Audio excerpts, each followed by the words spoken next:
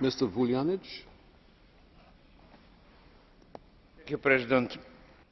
Obim zemljama treba odati priznanje na hrabrim koracima.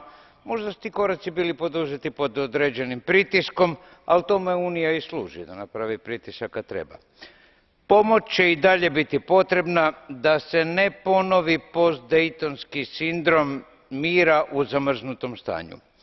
Zato Srbija treba jamčiti da neće doći do koraka unatrag i oslanjanja na slavnu prošlost kao politički argument. To se događalo ponekada i bilo je svaki put katastrofalno. S prošlošću treba raščistiti, treba otvoriti arhive tajnih službi, ali ne samo Srbija, nego i druge zemlje bivše Jugoslavije, srediti odnose sa susjedima, posebice oko teritorija, nestalih osoba i imovine. Naravno, problemi pred ovim zemljama su ogromni.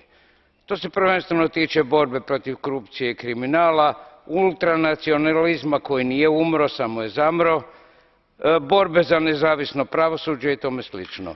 Ali sve se to može s vremenom napraviti uz pomoć Europske unije i u procesu pristupa Europskoj uniji. Naravno, prvi korak pomoći trebalo bi biti priznavanje Kosova od strane svih europskih zemalja. Hvala.